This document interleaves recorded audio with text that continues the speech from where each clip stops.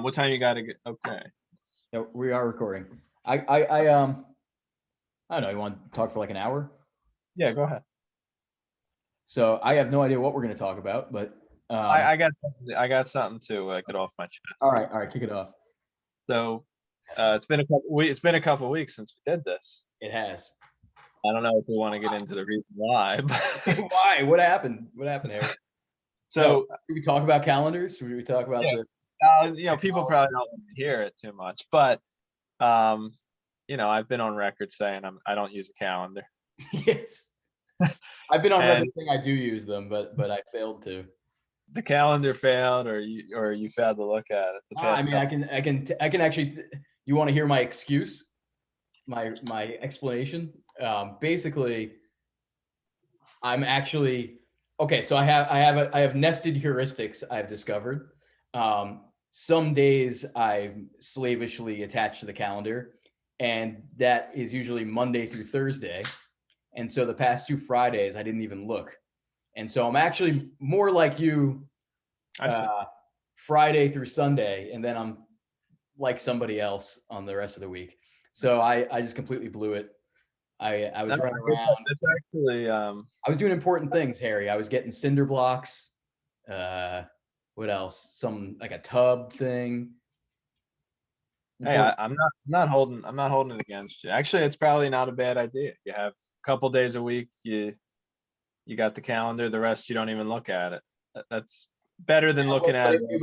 it was 4-3 like 2 weeks ago, and now it's down to 5-2. And it's not just this at all. It's actually somehow like a bunch more stuff crept into my Fridays like really rapidly. I'm gonna have to, I'll do that for a couple months, and then I'll fight it back again. I say, yeah, it's tough. So I mean, I don't know. I don't care either way, right? But I've just never used one, and I write stuff. I've written stuff on Twitter about it just because I get a kick out of it when somebody says I never got a calendar invite. I don't know. I don't even know how to send you one, to be honest. And then I get these when you send it to me. Actually, apparently I do have a calendar because Google keeps telling me I have a meeting with you at 3 o'clock Yeah. on Fridays, even though I didn't put it there. I didn't. So you have the power over me to just put stuff on my calendar. Yeah. No, I actually hacked in to do that. I see. Good Yeah. to know. No. I actually don't know how. I'm a bit envious of you that you're able to operate that way. I wish I could operate that way. Literally, what would happen is I would tell a bunch of people, "Hey, yeah, let's do a call then," and then I wouldn't show up or pick up or whatever. So It's getting like that for me. Not that I don't show up, but it's getting like that where I say, yeah, like yeah, let's do that, let's do this. And then there's always, I don't know, there's this trigger that I have where, you'll ask me, how's next Tuesday? Let's do next Tuesday. And I'll hesitate, but I'll be like, okay, sure. And then I'll hesitate because I know that I have something, but I don't know what it is. right. And then eventually I'll remember it and I'll say, oh, now I gotta reshuffle a few things around. So that does happen, but I used to be more that way, and I just got to a point where I was literally doing that all the time. I was double booking things all the time, and now I just have to be. I'm not naturally an organized person at all. I'm very much kind of ad hoc. Some might call it disorganized, but just in order to fulfill obligations, I've had to force myself to be otherwise. And to some degree, that's probably a good thing. But I don't want to get out of hand where my whole life is scheduled that way. But yeah, no, there is a balance. There's definitely a balance. So all right, enough about that though. We're back on track. you're back on track. Yeah, it's important. It's important to deliver these Academy episodes. We have over, I don't know, I haven't checked. We have a few hundred views. We have 9 fans, I think 9.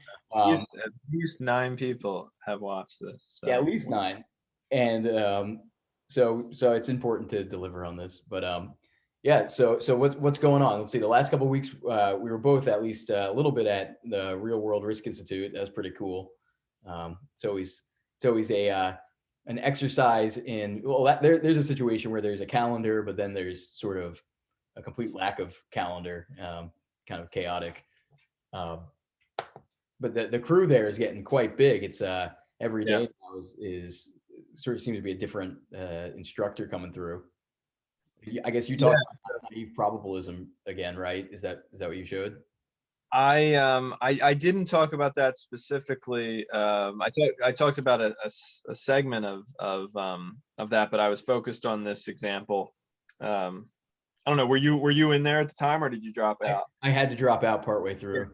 So I only had about a 15-20 minute window. So I actually talked only about uh, the Ivy. I talked about the Baccarat, the Phil Ivey Baccarat play, but I didn't talk about it from the naive probabilism perspective. I was just talking about it from the kind of the real world probability perspective of all these different layers of probability. The theory being the absolute top level, easiest level, most basic level, which for people who don't know, just for a little bit of background. So Phil Ivey's a professional poker player, but he's also a professional gambler of sorts. And he, you could look this up and read it for yourself. But around 2012, him and a partner went around casinos all around the world, and they won over $20 million at two casinos, and they never got the money because the casino refused to pay because they were doing some technique. It was not cheating, but there was a defect in the way the casino was administering the game. So I talk about that because the math of it, the defect, you can easily run the math in about an hour or 2 hours. I ran it myself just to confirm how easy it is, and you end up with about a 6.7% advantage on the casino if you just could implement this math. But the interesting part about it is that the math is, actually implementing it in practice is something that probably almost nobody would be able to execute, because it actually involves, it's not a matter of having the right technique yourself. It's a matter of getting the casino to actually do stuff for you, because you're not even allowed to do certain things. You're not allowed to touch the cards. You're not allowed to, you know, do these things that involve dealing of the cards, dealing of the hands. And they were able to convince the casino to actually do it, even though in hindsight, you look at it and you say, obviously they were asking for all these things because they were trying to do this. But in the heat of the moment, they made it look like they were just kind of being superstitious, degenerate gamblers, and the casino bought it. But once the casino caught on to it, they said, "Oh, we thought you were idiots. That's why we agreed to it. Once we realized you were smart, no, we're not going to pay you anymore. You tricked us."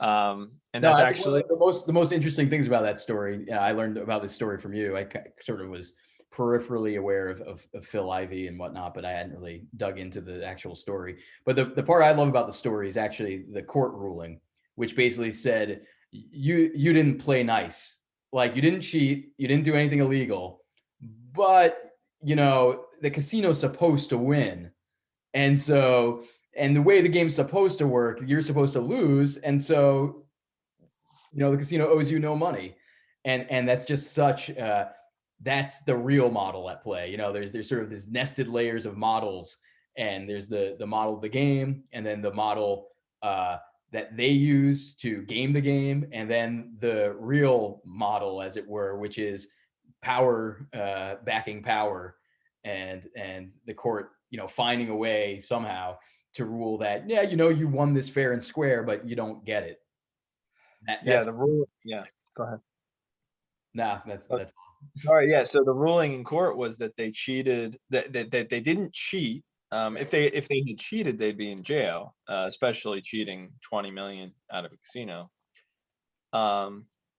It wasn't that they cheated in a criminal sense, but they cheated in a civil sense, because what they did was against the spirit of the game. It's funny And because I the law seems to lose track of the spirit of the law all the time, but Yeah, somehow the spirit of Baccarat the perfectly. spirit of Baccarat is that I'm going to come and I'm going to lose. That's the Yeah. spirit of the game. Yeah. The reason why I think it's and this, I try to get this point across when I give this lecture, is that it's not, I mean, I think it's inherently interesting. If you care about, if you're interested in gambling and stuff like this, it's an inherently interesting story, but you don't have to care about gambling to get something out of this, because of all the different systems at play here. The top one being there's just a model for how the game is supposed to be played. All the cards are shuffled, all the cards are equally, everything's random. In that case, the model says you lose 1.1%. Then there's the next level theory, which is I found this mistake. How does that change things? How does that change the model, which gives me my 6.7% advantage? But then there's that next level system of how am I actually going to get this done in practice? They were able to do that. But then there's the next layer of it, which is, well, even after all of those pieces are in place, you still might not get paid because there is everything. one more level. We actually identified this because so Harry came to a class I was running and talked about this. And there's at least one more level. There's, the real world, there keeps being levels. That's one of the kind of features of the real world that's never in a model, because even if the model has somehow multiple levels, there's always some levels beyond where the model is silent. But movie rights and things like that, the rights to the story, now they're selling that. And, they'll make bank on that as well, presumably, and probably already have. And so, maybe it was still a good play for them in some sense. Just to have done it, now the story is there. There's a movie that I read is coming out about this. So there's that extra meta level, but even in the intermediate level of them actually pulling it off, is that the news says that they got kind of, whether you want to say they got screwed out of $20 million. That's what actually happened. Whether you want to call it that or not, they didn't get the money that they won. But the news doesn't report all the places that they actually won and the casino didn't fight it. And that happened right to the tune of, potentially nine figures, as I understand it. That's not reported in the news. So, there's all kinds of, things that we know, and then there's the things that we don't know. But I think it's actually a really interesting example when you look at it from that perspective, because it really, to me, illustrates how irrelevant, to some extent, how irrelevant the math of the whole thing is. I mean, the extent to which the math matters is for about an hour, and the execution of this whole thing and the whole thing that happened, and then the layers of kind of getting paid, not getting paid, pulling it off, not pulling it off, has nothing to do with the theory or the math. It has everything to do with the practice, putting it into practice. You can outsource that mathematical calculation to, thousands of people who would be able to do it. And there's only one group, two people in this case, who actually were able to pull it off in practice. So that really is that we know about.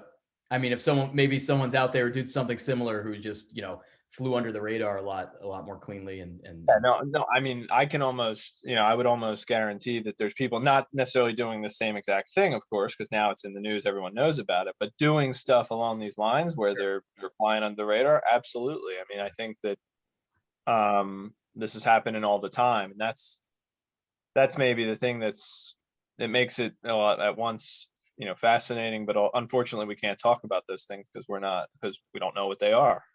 But the idea that didn't seem honest. What's that? That we don't know.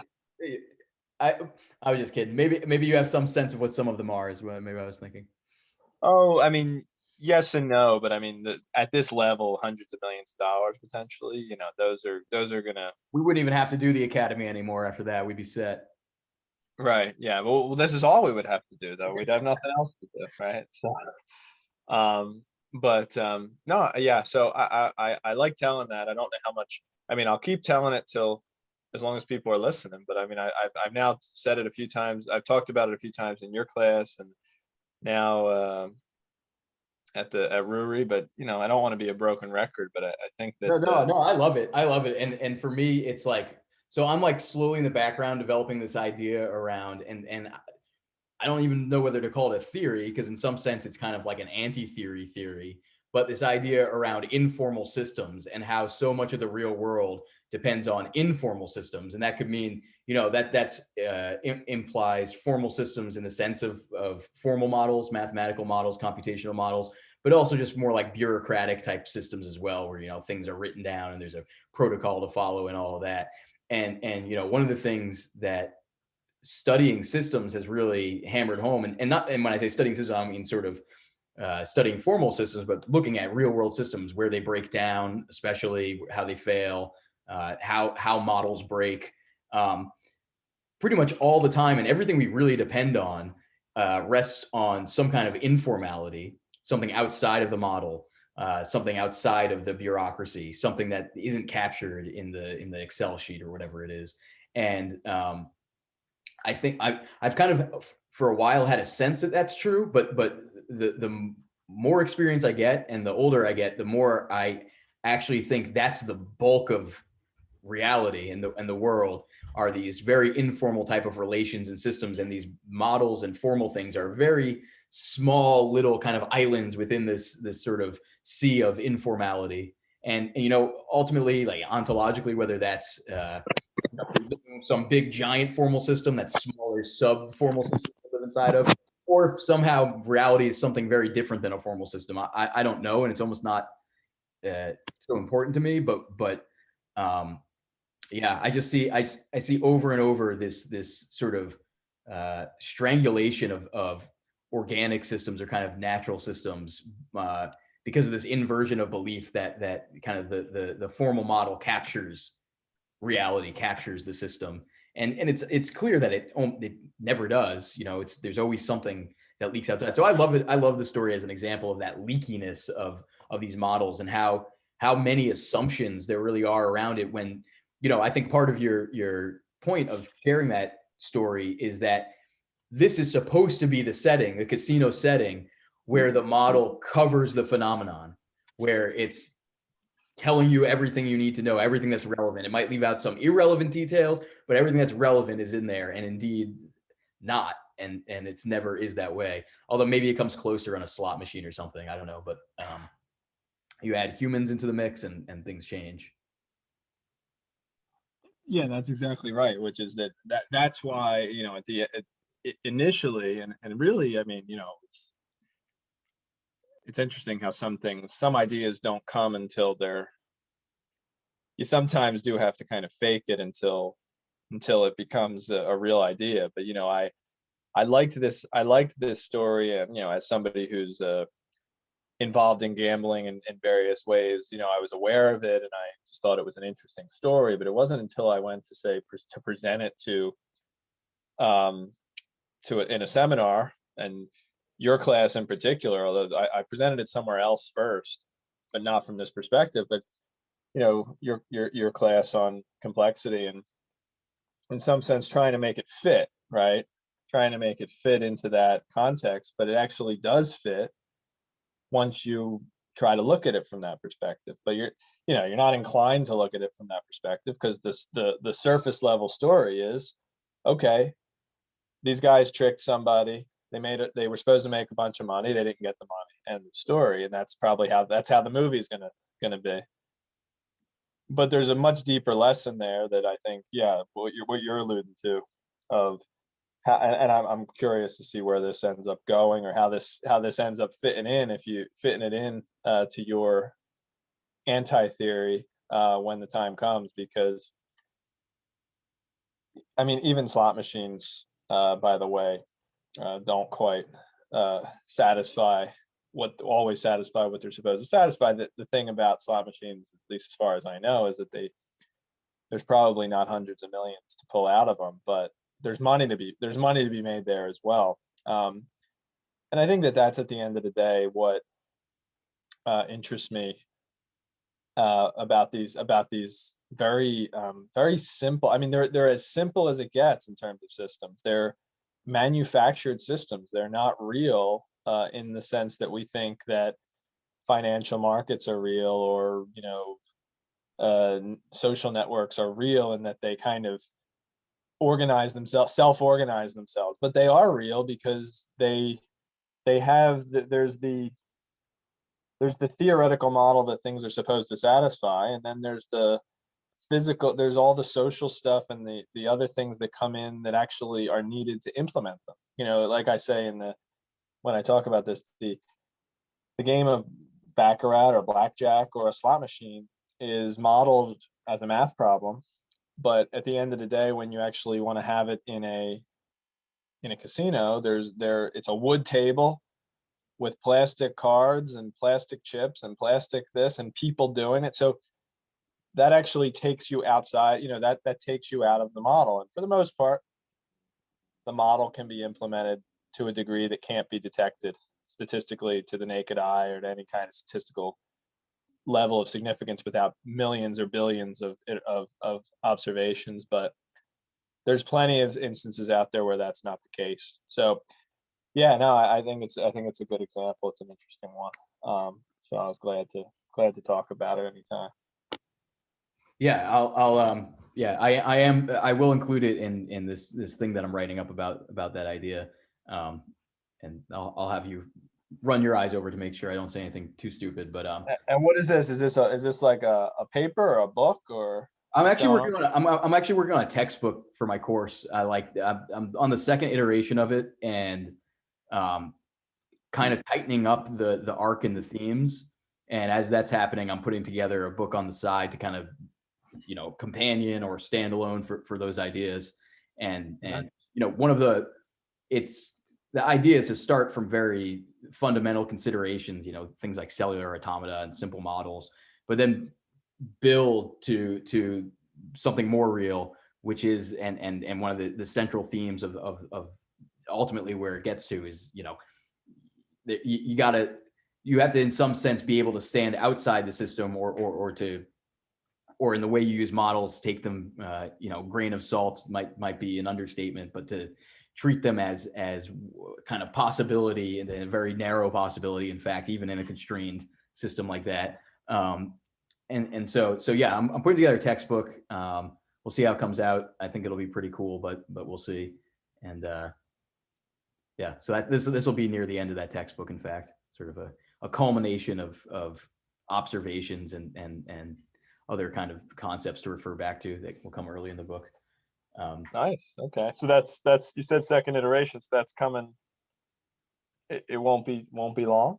Can I? No. The book's not on second iteration. The course is. Okay. The second iteration of the course. So one of my ideas about running a course was like, something I was very wrong about. So another breakdown of models, like, I'll run a course, I'll build up the materials, and then I'll kind of have a course, like as if it's some kind of object that's completed. Yeah.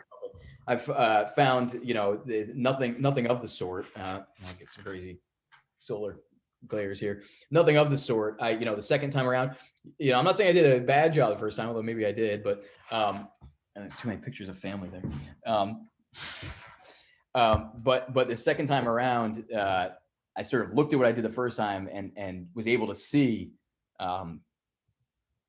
things I didn't connect or arcs I didn't make or sort of just tighten it up. I mean, essentially.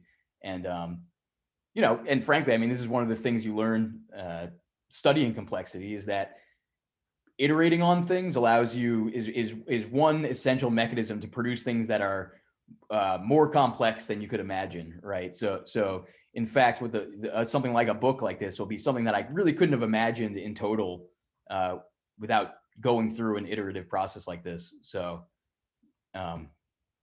yeah, so that'll be a theme that ties together the ideas. Nice. Okay, so then that should be. I'm sure that'll be interesting to see once it comes. I mean, I know those things take a while to.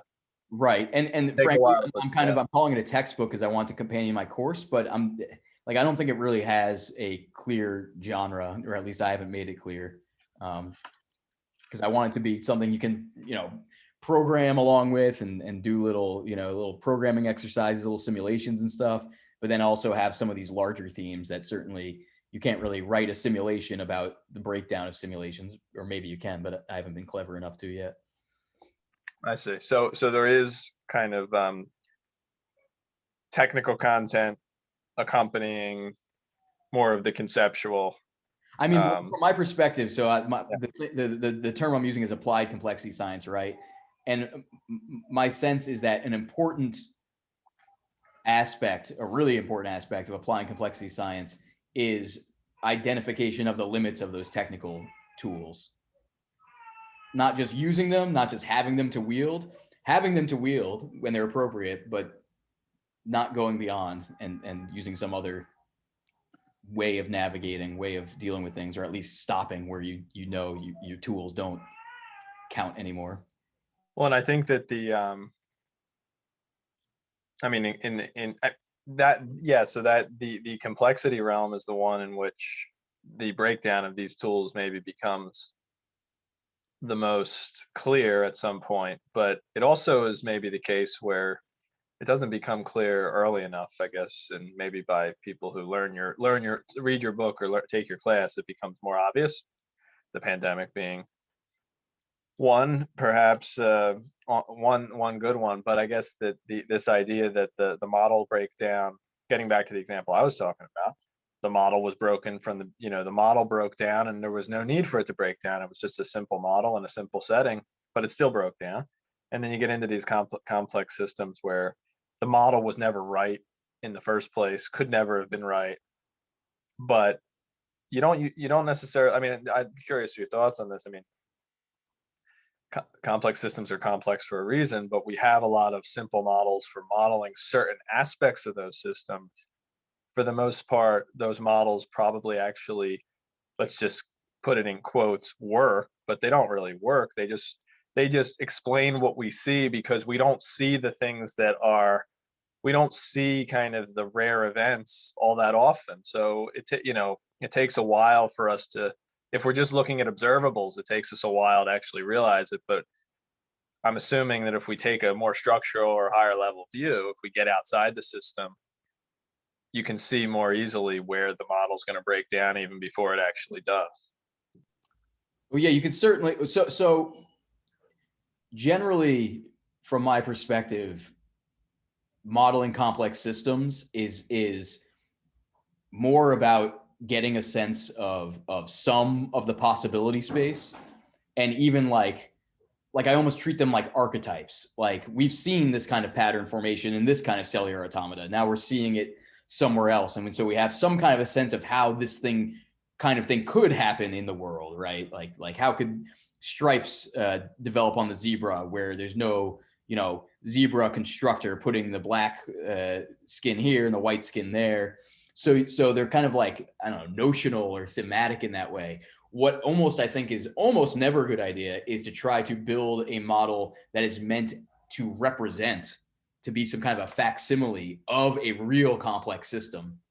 Like everything that's interesting about complex systems are all the things that escape the models. So you have on one hand this kind of set of models that you can look to understand how things sometimes happen and the kinds of things that can happen and the kinds of things you should expect to happen. Sort of what's the cliche, like expect the unexpected, right? So you start to develop a gut sense, especially playing with models and whatnot, not just looking at them, but tinkering with them is really when you get some kind of an intuition going about them. At least that's my experience. And then the way I use those is typically not to say, hey, here's how this system works and this is what's going to happen here or something like that, but just, hey, we understand that in a not that complex system, things like hysteresis and non-reversibility in that sense exist and are important and can happen. And so you shouldn't expect in the real world to be able to, like in the case of hysteresis, turn back the dial and expect the system to go back to where it was. So it's not about, okay, we've represented this system and we know when we turn the dials, this is what will happen. But here's like a large, almost catalog of the kinds of things that even toy models can produce in terms of complexity. So now when you're operating in the real world, expect to see this kind of stuff, even if you don't know exactly when, where, how it's going to show itself. These things are going to show themselves. They're going to, there's sort of different, I guess, sort of layers of surprise. You can be surprised, like, I never thought something like this would happen, versus surprise in the sense of, well, I knew something like this could happen. I didn't know exactly when, but here it is now. So I don't know exactly how to sort that all out rhetorically, but that's kind of the idea. So this reminds me of I guess now it's bringing me back to when I was working in networks for a little bit. And that's where I guess that was a book I wrote on networks was in statistical setting, but networks are used a lot to model complex systems, at least in a theoretical setting, right? And I guess part of what I wrote about was in trying to observe or trying to point out the fact that the traditional, say, network science view of complexity is an extremely naive view of things and should not be I mean, by all means, if you want to treat it as a so-called laboratory in which to observe complex phenomena in simple systems, essentially, go ahead. And that's maybe a good kind of test bed for it. But what's happening in statistics and maybe network science, quote unquote, or network science adjacent fields, is taking these hypothesized models of complexity, studying properties of them, and then projecting those properties onto the real world. It's like you're saying, well, here's a model of a complex phenomenon, and then saying, oh, let's the real world satisfies that as well, satisfies that model. And one of the and so I think that these ideas from complexity, except for the people who study them probably full time or who are aware of them in the complexity science world and the complex systems world, are totally foreign to people in statistics or math or fields where the way that you study things is you break down the system into little pieces and you treat the system as a bunch of many replicates of identical particles or identical phenomena. That's basically statistics, or traditional statistics in a nutshell. Is you have, what's n is the number of observations. You have n people, they all got the vaccine. You study, well, how did it look on all n of these people? You broke down this one thing into n little pieces and you replicated it a bunch of times, not realizing that in the complex setting, and the thing that makes networks an interesting thing to study isn't the n people who are in the network, it's the ways in which they're connected and related to one another. And it's really that relational component, that structural component, that first of all makes the thing complex, but also takes you out of the realm where you can just break it down into how many different people are there, how many different pieces are there, acting independently of one another, right? The whole idea of the complexity is that nobody's acting independently of anybody else. The whole thing is kind of intertwined. Or at least that you don't assume independence. At least that it's a question: how independent or how interdependent are these behaviors? And you could have, right? You could have, I suppose I should say, you could have a bunch of people actually acting independently, and you could have a complex phenomenon kind of emerge out of that, right? But or semi-independently, but or just as it's. And I'm not necessarily saying that, and then you'd get something complex, but just from the perspective of complexity, it's like a sort of first order question: is are these things interdependent, or how interdependent are they, or are they behaving independently somehow? How reducible is the system, essentially? Yeah, and so I mean, I think that for me, I mean, I didn't actually, my first kind of foray into the world of complexity was at your session in Nexi, right, 2018. Um, so before that, I had no idea about this stuff. I didn't even know that this world existed. But whether it existed or not, I didn't think that I had anything really to contribute to it. So I guess I have a debt of gratitude maybe to you to have for having Oh, well okay. We're even now that I missed our 2 calendar events then. now I can't miss a session. Right. Yep. Now we're even. Um, a debt of gratitude for not only, I guess, for not really just introducing me to this, actually, in some sense, forcing me into it. Not that you did this intentionally, but it's all. I guess that's the maybe to bring this into a different light, which is that I guess that that's really why so many of these, to call them fallacies is maybe the wrong way to think about it, but so many of these very specific ways of thinking about things, whether it's in statistics or whether it's in, I'm sure in physics, I don't know because I don't know these fields, but there's these very stylized ways and accepted and conventional ways of doing things and thinking about things, and they get kind of stuck in kind of a rabbit hole for decades. Um, Partly and mostly maybe because of the lack of interdisciplinary or lack of kind of interaction between people with different perspectives. So these ideas from complexity, I guess what I'm trying to say is, were foreign to me, even though I was working in the field of networks.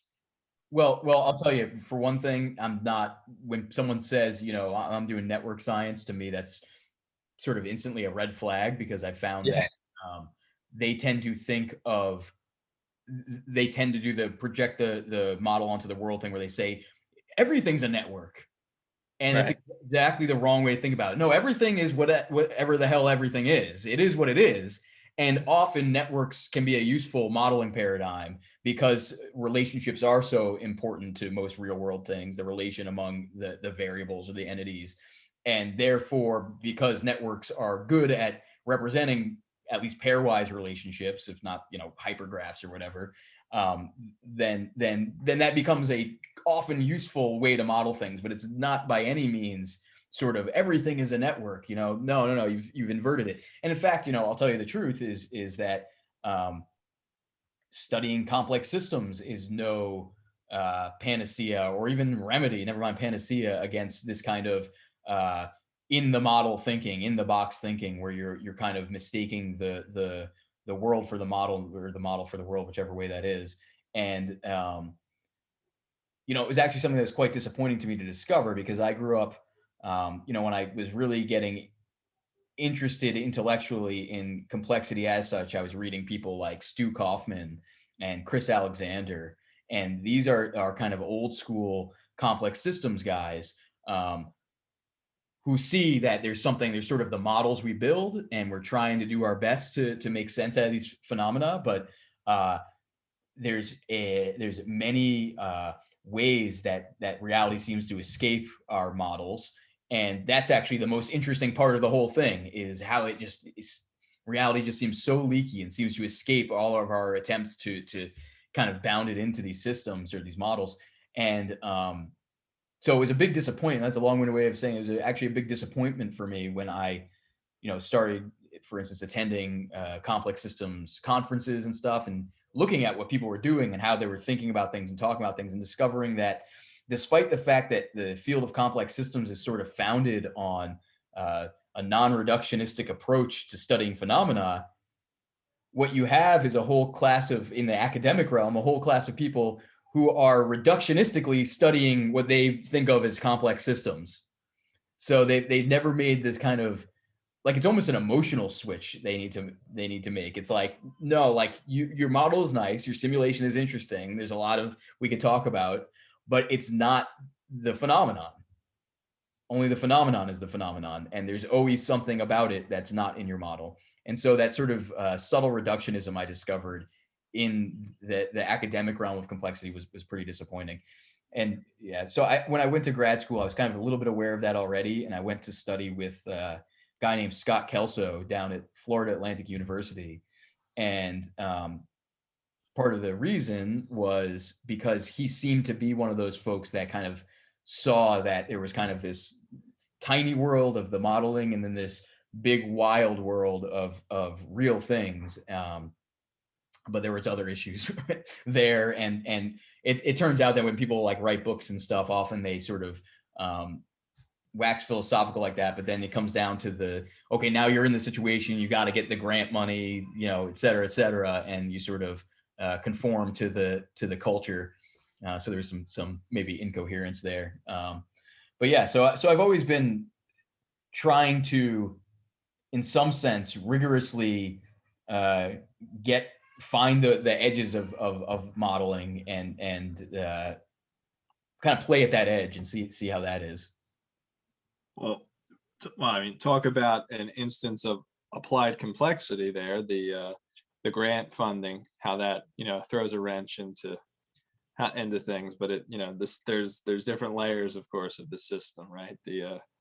And leads to well, it leads to a lot of things, not to necessarily get into it, but actually that you talked about the network science being a red flag, and actually what I kind of fixated on was that when someone says network, they actually mean graph, and that already is a kind of a reduction of what a network actually is.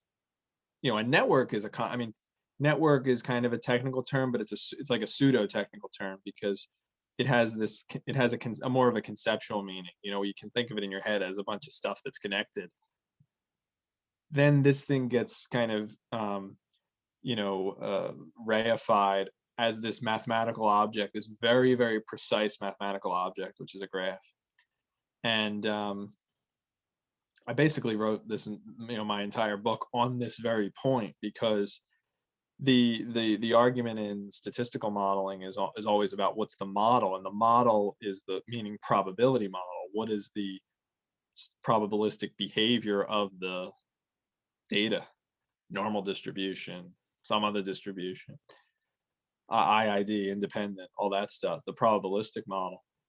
But the way you represent the thing, the data, is part of the model. It actually puts you down a path that actually pigeonholes you. I mean, not to say pigeonholes you, but it actually does put you on the path to what are your available options going to be.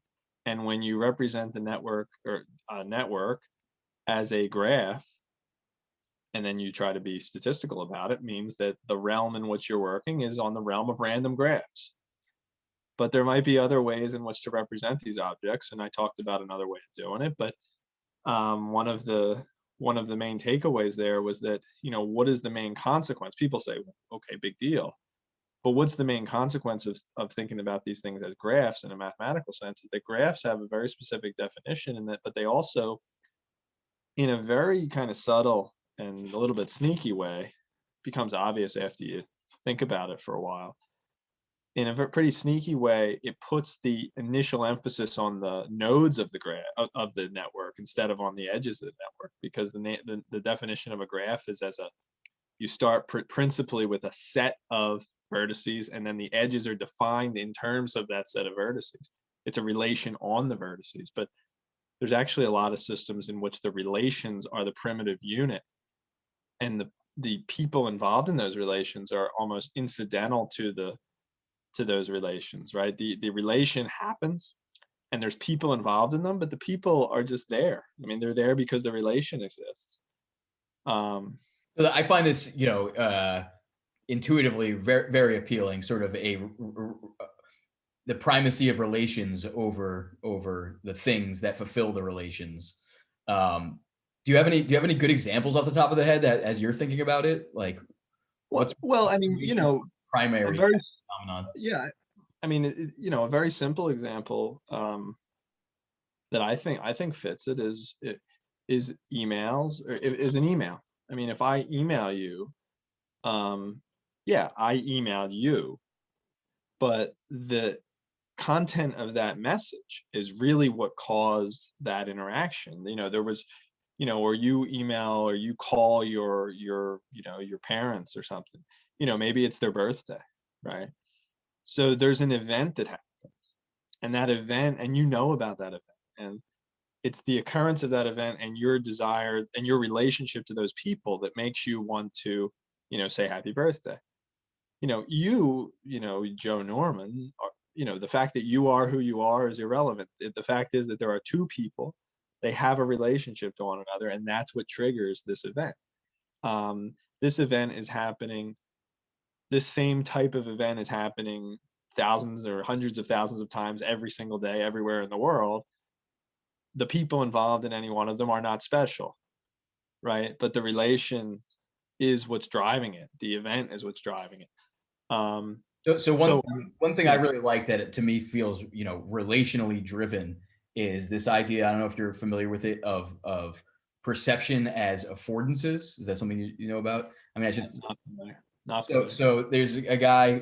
His name was James Gibson, who was a psychologist, perceptual psychologist, sort of in the 50s and maybe a little bit into the 60s. I'm not sure quite sort of his career span, but his important ideas kind of came out in the 50s. And so he coined this term affordance. He had actually been working with like World War II pilots and stuff, like how, trying to understand human factors issues. How do they actually land? How do they achieve what they're doing? Has their know-how kind of come out and get expressed? And so he had some interesting findings there that led him down a path where he started to see perception had been and continues to be by many sort of considered as this first information kind of retrieval sensation, and then internal model building. And that model building internally was assumed to be a process of reconstructing or representing the objective features of objects and entities, physical things in the surround.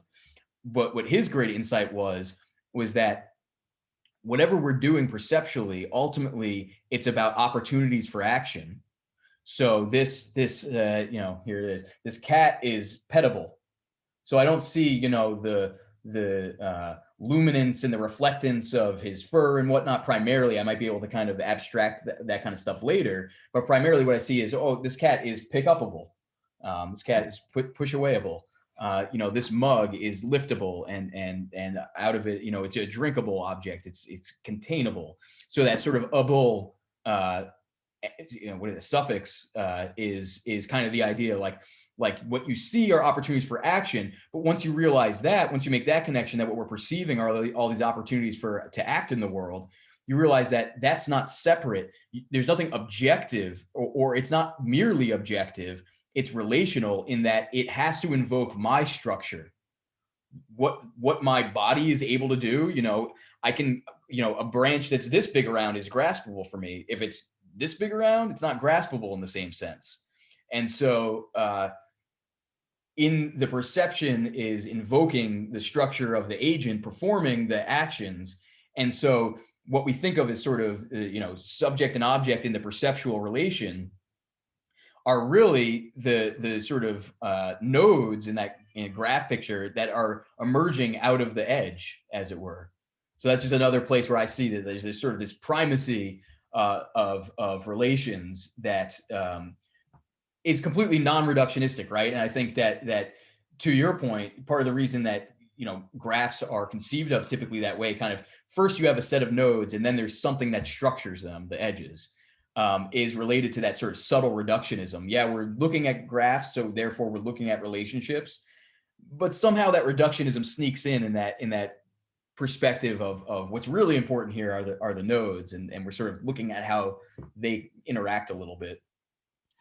Yeah, so I mean the technical side of this, which is, I was working for a while in the technical part of this, which is in so many ways the least interesting part of it. But what's interesting about it though is how hard it is to actually get out of that way of thinking about something, because and especially, I mean, this is the struggle, not that I don't lose sleep over this, but in terms of people actually trying to understand or even pick up on what I've written about in the academic world, which is a very, very low priority of mine. They can't do it. They just can't do it. It's not, I mean, one, they have very little incentive to do it, right? They've made their lives doing other things. And so you can keep going down that path. But even if you try to do it, it's actually extraordinarily hard, because I guess the question I get all the time, I worked on this thing of, edge, you can think of it as graphs, but where the edge is the primary unit instead of the vertex. And people would say, oh, so you're just removing the labels from the vertices and you're putting them on the edges. And it's like, well, I mean, if you were drawing the thing on a piece of paper, that's certainly what it would look like. But that's not what makes the thing. There's no insight there. That's not what makes the thing interesting. It's that the reason why I'm labeling these edges is because those are the primary unit of focus, and that the reason why they're the primary unit of focus is that they're driving the action here. They're actually the reason why this thing came into take the structure that it did. It's not that I'm just choosing to call to call something by one name and not call something, it's not about naming, it's about actually what the structure is. And if you dig down deep enough, and I guess this is where you do need to actually appreciate this, there is kind of, and you can either appreciate it from the very high level conceptual without any technical understanding at all. That is in some sense the ideal. Or you can dig all the way down to what is this fundamental object as a mathematical thing, and you just see that no, this isn't the same if you take a graph and you label its edges, what is that object? How do you even write it down formally? You can draw it on a piece of paper. What is it? It's actually a fundamentally different thing. So you're talking about a different object because it came about from a different it came about the way however it came about. But the model that models how it came about is a fundamentally different model than the random graph models or whatever that are kind of the default at this point. And this can really matter a lot when you're trying to model something for like an engineering purpose. Like one of the things I do in my I don't know, professionally, I'll say, I feel somehow that saying things like that always feels strange to me. But one of the things I do professionally is build knowledge graphs for specific purposes for people. Doesn't really matter why, but one of the things that I find is that I'll often make a naive first kind of modeling attempt with respect to what are the nodes and what are the edges.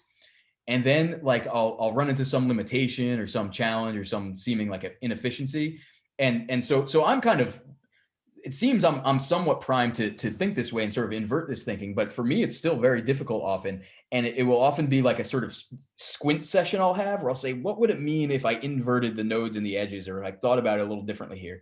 And generally that exercise of like being really hard on myself with what actually is an edge here and what is a node, that's usually where some aha moment comes from, where I refactor everything. And I have, this has happened to me quite a number of times where I end up refactoring everything and find a much more natural representation where what I thought were nodes were edges and what I thought were edges were nodes, and just kind of this total flip of orientation. Something else I'm working on related to that. This is a very nascent project right now, but actually working on it with my wife, who has a lot of internally stored knowledge, call it, about transformations for everywhere from the garden through the kitchen, and fermentation processes and things like this, and byproducts and whatnot, and how they flow into other potential products and things. And so we're starting to map that out in a graph. And that was another place where I had an aha moment with a flip of what were edges and nodes. And like, for instance, it was very natural for me to think of transformations, like this product gets transformed into that product as sort of the transformation is the edge. But then I flipped it and started using the nodes as the transformation. And that made it much more natural to actually represent the entire set of the systems that I was trying to capture there. And with the byproducts coming out as edges and all of that stuff, and then flowing into other transformations. So the products became the edges and the transformations became the nodes. And that relaxed a lot of the initial friction I was having in modeling this stuff. So it's amazing how these inversions can really lead to deeper insight about, how is this thing structured? Well, and throughout all of this, whatever it was that that is happening in the real world is just what's happening. And this is all just Right. a way of understanding. Right. It's not really a network. It's not really, well, frankly, when I commit the sin that you're sensitive to, I use network and graph kind of interchangeably, but that's in part because I'm just reflecting that Right. practice that I, detected, that basically they use these interchangeably in, network science. No, yeah, no, but I'm just, that real, but it is that, this very well, but that idea, the idea that there is a thing, there's something going on, and, we're not creating that thing is happening. We're actually trying to understand it for ourselves. And this is a matter of representing something that is supposedly real, or it's representing something that's actually happening.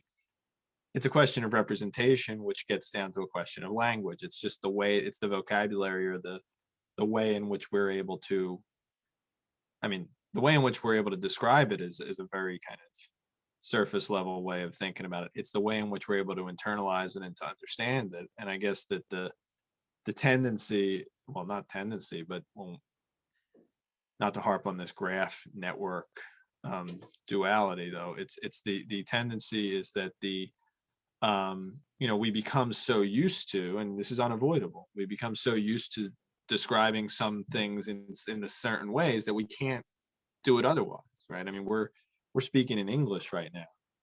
If we were trying to speak a different language, it would be probably pretty rough going, It'd be right? So rough for me. I don't know about for you, but yeah, it wouldn't be good yeah, for me. so that's I'm it's very no typical different. American in that way. I'm so monolingual. It's embarrassing. Oh, except Python, right? Well, yeah, I don't know if that counts. Yeah, no. Like, okay. So another example where like I see this, the reason I think of things, you're sort of treating it as a network rather than it is a network, or probably more correctly to your point, treating it as a graph rather than it is a graph. Like something like sometimes people treat the genome as a graph, where, and that's like not obvious. Like some things seem so obvious, like the telephone network, like there's lines and cables and transmission links, through satellites and stuff, and they just seem so naturally like nodes and edges. Whereas something like like the genome, genes interact with other genes via proteins that they synthesize. And so you can model that as a graph, you can treat it as a graph, but it should be clear that there's a lot of things going on with the genome that are going to be lost when you treat it as a graph.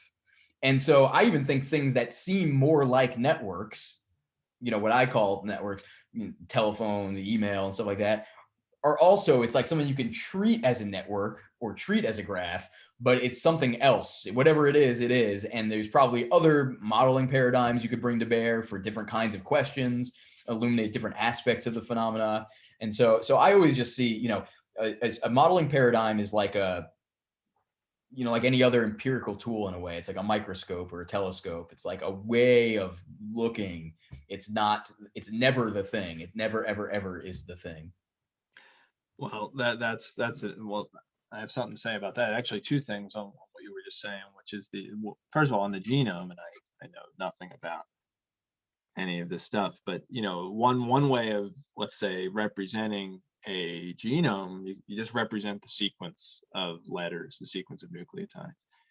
And now we now know, or at least I don't know anything, but people now know that that's losing a ton of information, because the actual way in which these things fold in three-dimensional space affects how they interact with one another, because they're not just interacting by proximity on this supposed sequence. They're interacting in three-dimensional space, and that creates interactions that aren't visible by just looking at this two-dimensional sequence. So again, I mean, this is where the complexity of the thing is kind of beyond, it was far beyond their comprehension. But at first you write it down as a bunch of letters, and then you realize that the shape matters, and then you try to represent the shape, but who knows what other layers there are, to that. And the thing you said about telescopes and microscopes, I mean, that's kind of how I was trying to, when I tried to make a bit of a case for thinking about things a little bit differently in the statistical network analysis world, or in, let's even more broadly in the network science world, is that if we want to talk about the notion of a network, we right now have one tool, one way of looking at it, which is this graph theoretic way of looking at it. And that, astronomers have, hundreds of different types of telescopes with different, gamma rays, or different types of ways of seeing things, looking at things, and they're not trying to see, they're looking at the same thing, which is, let's say, outer space. They're trying to see a different aspect of it, though, right? They have different tools for looking and for analyzing different aspects of the system.